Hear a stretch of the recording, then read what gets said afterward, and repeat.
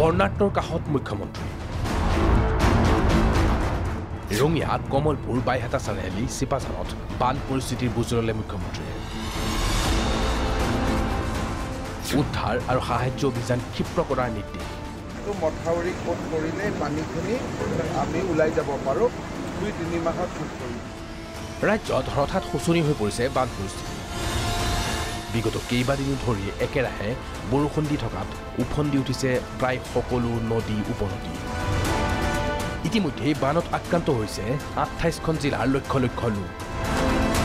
চলিত বানত আক্ৰান্তৰ সমস্যা আৰু মনৰ বুজ ল'বলৈ শনিবাৰে বানাক্ৰান্তৰ কাষত উপস্থিত হয় মুখ্যমন্ত্ৰী ডক্টৰ হিমন্ত বিশ্ব শৰ্মা মুখ্যমন্ত্ৰীগৰাকীয়ে পুনতে ৰঙিয়াত উপস্থিত হৈ ফাতিমা কনভেন্ট স্কুলত স্থাপিত আশ্ৰয় শিবিৰটো পৰিদৰ্শন কৰে শিবিৰৰ আৱাসীসকলৰ সৈতে কথা বাৰ্তাৰে দুখ দুৰ্দশাৰ বুজ লয় মুখ্যমন্ত্ৰীগৰাকীয়ে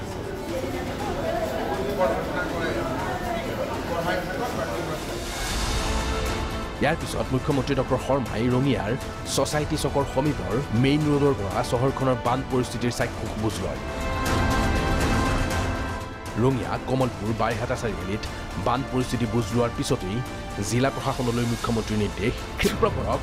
উদ্ধাৰ অভিযান সাহায্য প্ৰদান ইপিনে ক্ষতিগ্ৰস্তক সাহায্যৰ ক্ষেত্ৰত কেন্দ্ৰীয় চৰকাৰে অতিৰিক্তভাৱে পুঁজি আগবঢ়াব বুলি সংবাদ মাধ্যমক জনায় মুখ্যমন্ত্ৰীগৰাকীয়ে বতৰ বিজ্ঞান কেন্দ্ৰই দিয়া আগতীয়া অনুমান মতে 20 তাৰিখৰ পৰা বৰষুণ কমিব বুলি কৈছে তাৰ লগে লগে মই ভাবো যে বান পৰিস্থিতি কিছু ৰেহাই হ'ব যিখিনি মথাউৰি ভাঙিছে যিসকল আক্ৰান্ত হৈছে যিসকল ক্ষতিগ্ৰস্ত হৈছে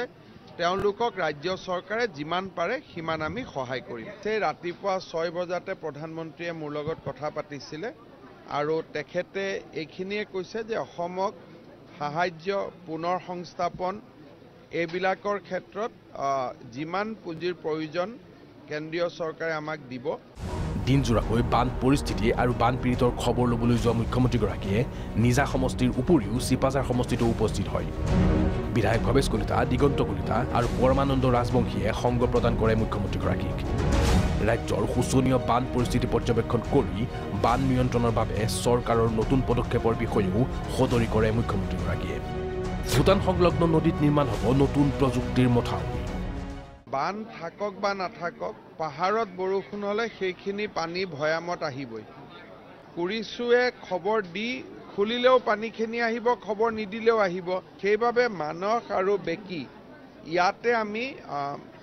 কথা বতৰা পাতি আছো দুটা ডাঙৰ প্ৰজেক্ট কৰিবৰ কাৰণে যাতে দুইফালৰ বান্ধটো আমি যথেষ্ট শক্তিশালী কৰি নিৰ্মাণ কৰিব পাৰোঁ বেকিৰ প্ৰজেক্টটো চেংচন হৈছে ঠিক সেই ধৰণে ভূটানৰ লগত সংলগ্ন গোটেইকেইটা উপনদীৰ ওপৰত আমি নতুন ধৰণে মথাউৰি বনোৱাৰ কাৰণে কিছু আঁচনি লৈ থকা হৈছে বেকিটো ভাৰত চৰকাৰে অনুমোদন কৰিছে পহুমাৰা বৰলীয়া পুথিমাৰী মানস এইখিনিৰ কাৰণেও আমি বিভিন্ন পৰ্যায়ত কথা বতৰা পাতি আছো ব্যুৰ ইনপুটছৰ সহযোগত news desk report Prag news